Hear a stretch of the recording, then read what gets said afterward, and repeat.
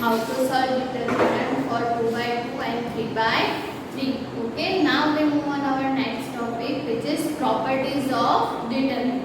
Okay, so जब हम determinant की बात करते हैं उसकी कुछ पर्टिकुलर कैरेक्टरिस्टिक है जो यहाँ पे आप लोगों को एज अ प्रॉपर्टीज दी हुई है कि जो डिटर्मिनेंट है वो पर्टिकुलर कौन कौन सी प्रॉपर्टी फॉलो करता है. ओके, सो ये चीज़ें खास ध्यान में रखना प्रॉपर्टी के बारे में. अब जो हम पढ़ेंगे टोटल आप लोगों को 6 प्रॉपर्टीज दी हुई है. वो 6 में से हम लोग अब अभी फर्स्ट 2 प्रॉपर्टीज देखेंगे, उसके बाद बाकी की 4 जो प्रॉपर्टी है उसकी स्टेप बाय स्टेप हम लोग बात करेंगे. लेकिन इसके बाद आप लोगों को जो भी सम करने हैं वो सारे आप लोगों को प्रॉपर्टी का यूज करके करने हैं. तो प्रॉपर्टीज खास ध्यान में रखना चाहिए डिटरमिनेंट कौन कौन से प्रॉपर्टीज फॉलो कर रहा है. ओके, सो फर्स्ट देखेंगे हम लोग की property 1. So property 1 says that the value of determinant remains unchanged if its rows and columns are interchanged. Okay, जब हम लोग मैट्रिक्स की बात करते थे तो जब हम रो एंड कॉलम को इंटरचेंज करते थे तो उससे हम लोग क्या बोलते थे, ट्रांसपोज ऑफ अ मैट्रिक्स. तो जैसे ही हम लोग वो चीज ट्रांसपोज ऑफ मैट्रिक्स के लिए करते थे यहाँ पे सेम चीज डिटरमिनेंट के लिए अप्लाई करते हैं. सपोज आप लोग मैट्रिक्स ले रहे हो एंड उसका ट्रांसपोज मैट्रिक्स ले रहे हो, दैट मीन्स कि वो दोनों मैट्रिक्स का अगर आप लोग डिटरमिनेंट निकालोगे तो वो दोनों कैसे होंगे, सेम. ओके, या तो आप लोग डिटरमिनेंट में भी देख सकते हो कि अगर आप लोग रो एंड कॉलम को इंटरचेंज कर रहे हो दैट मीन्स कि आप लोग उसे ऐसा बोल सकते हो, आ रहा है interchange C. Okay, that means कि सारी रोज को कॉलम में कन्वर्ट करना है या तो फिर सारी कॉलम्स को रो में कन्वर्ट करना है. देन आप लोग ये अप्लाई करोगे एंड देन डिटरमिनेंट फाइंड करोगे तो वहां पे डिटरमिनेंट का आंसर चेंज नहीं होगा. ओके, बाय एग्जांपल हम लोग वो चीज देखते हैं कि ये प्रॉपर्टी कैसे ट्रू है. इस तरह के सारे एग्जांपल्स 2 by 2 ले लो, 3 by 3 ले लो, ये सारे एग्जांपल्स के लिए ये जो प्रॉपर्टी है वो ट्रू है. और इन जनरल इसका प्रूफ भी आप लोगों को टेक्स्ट बुक में दिया हुआ है. सो एक बार वो देख लेना और उसके बाद एग्जांपल्स. ओके, सो फर्स्ट आप लोगों को एग्जांपल दिया हुआ है कि डिटरमिनेंट 2 minus 3 5 6 0 4 and 1 5 minus 7. तो फर्स्ट हम लोग क्या करेंगे, इसका डिटरमिनेंट फाइंड करेंगे. उसके बाद हम लोग क्या करेंगे, रोज एंड कॉलम को इंटरचेंज कर देंगे. ओके, देन हमें जो आंसर मिलेगा उसको हम देखेंगे कि दोनों इक्वल है कि नहीं. ओके, सो डिटरमिनेंट सॉल्व करना है तो जैसा मैंने बोला था कि यहाँ पे 0 है तो हम लोग सेकेंड रो से करेंगे तो वो ज्यादा इजी होगा. ओके, सो यहाँ पे सेकेंड कॉलम के लिए मैंने साइन पेपर आप लोगों को बोला था प्लस माइनस प्लस, फिर क्या होता है माइनस प्लस माइनस एंड वापस से प्लस माइनस प्लस. तो अगर हमें यहाँ पे सेकेंड रो से सॉल्व करना है तो 6 की साइन कौन सी होगी, माइनस. सो यहाँ पे माइनस, उसके साथ माइनस 6 जो भी रो एंड कॉलम है उसको निगलेक्ट करके जो भी डिटरमिनेंट बचेगा उसको सॉल्व करना है. तो यहाँ पे क्या होगा, माइनस 7 इंटू माइनस 3, तो ये क्या हो जाएगा plus 21. Okay, and then minus 5 into 5 that means की माइनस 25 प्लस 0 और उसके साथ डिटरमिनेंट होगा तो अल्टीमेटली वो 0 ही हो जाएगा तो वो टर्म लिखने की जरूरत नहीं.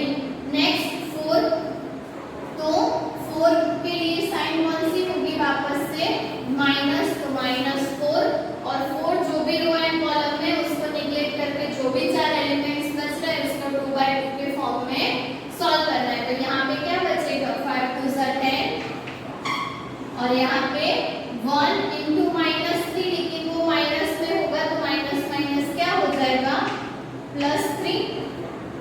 ओके, एंड देन अब इसको सॉल्व करना है, देखना है कि आंसर क्या मिलता है. तो यहाँ पे क्या होगा माइनस 6 इंटू यहाँ पे क्या मिलेगा माइनस 4 और यहाँ पे माइनस 4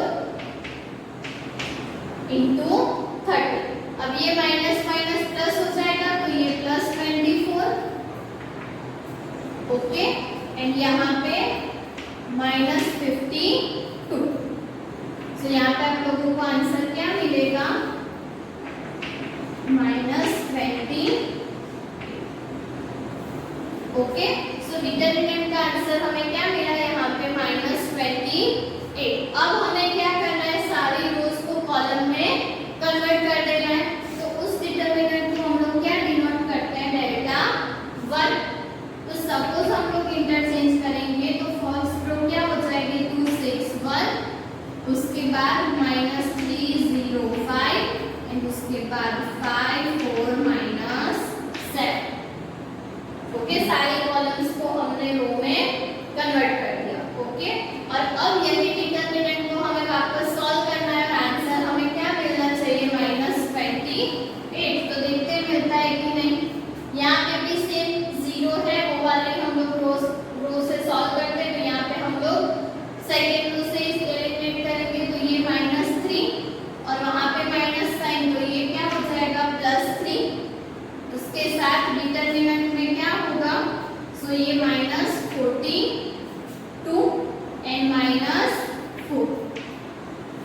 ओके, ये 6 7 -42 एंड ये -4 और उसके बाद 0 है तो उसको लिखने की जरूरत नहीं है, वो वाले टर्म को। लास्ट में -5 के साथ उसकी रो एंड कॉलम को निगलेक्ट करोगे तो क्या होगा 8 एंड यहाँ पे 30, दैट मीन्स की -30। ओके, सो यहाँ पे क्या हो जाएगा 3 एंड ये -46, यहाँ पे -5 और ये क्या हो जाएगा -22। ओके, ये क्या मिलेगा -138 और ये -138 और ये माइनस माइनस प्लस हो जाएगा एंड 92 5 110, दैट मीन्स की +110 और +110 -138, दैट मीन्स कि यहाँ पे आंसर हमें क्या मिलेगा -28। ओके, सो दोनों में हमें आंसर क्या मिला -28। तो हम लोग कह सकते हैं कि अगर हम लोग सारी रोज एंड कॉलम को इंटरचेंज करेंगे, दैट मीन्स कि रोज को कॉलम में कन्वर्ट कर देंगे या तो कॉलम को रोज में कन्वर्ट कर देंगे, आंसर चेंज नहीं होगा। ओके, और ये प्रॉपर्टी ऐसे सारे एग्जांपल के लिए एग्जिस्ट करेगी, आप लोग खुद से भी कोई भी एग्जांपल लेके देख सकते हो। Okay, next is property 2।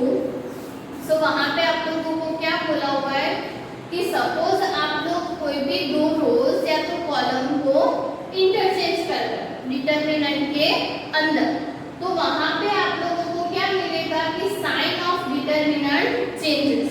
That means कि अगर आप लोगों को डेल्टा फाइंड कर रहे हो और डेल्टा की वैल्यू पॉजिटिव है, तो जब भी आप लोग उसके रो एंड कॉलम को कन्वर्ट करके सपोज उसे डेल्टा 1 डिनोट करते हो, तो डेल्टा 1 की साइन क्या हो जाएगी माइनस।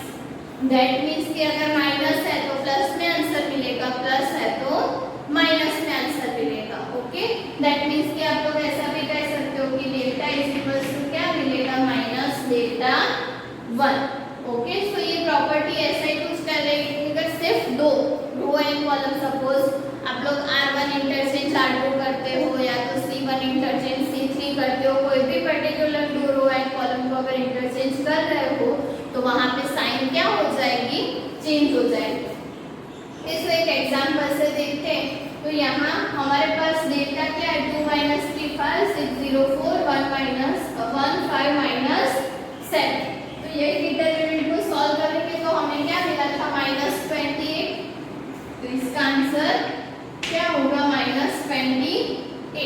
उसके बाद सपोज हम लोग first and second row interchange करते थे, दैट मीन्स कि हमें प्रोसेस कौन सी करनी है, R1 interchange R2। So first and second row हम लोग इंटरचेंज कर देंगे और उसे हम लोग क्या डिनोट करेंगे, डेल्टा 1। सो डेल्टा 1 क्या मिलेगा 6 0 4 2 -3 5 1 5 -7 और अब डिटरमिनेंट को हमें सॉल्व करना है। दैट मीन्स कि अब हम लोग फर्स्ट रो से सॉल्व करेंगे, तो फर्स्ट रो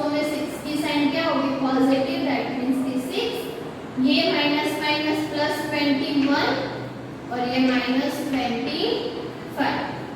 6 जो भी रो एंड कॉलम है उसको निगलेक्ट करके इसका डिटरमिनेंट निकालोगे तो 3 7 21, माइनस माइनस क्या हो जाएगा तो +21 एंड 5 5 25, लेकिन साइन कौन सी होगी माइनस।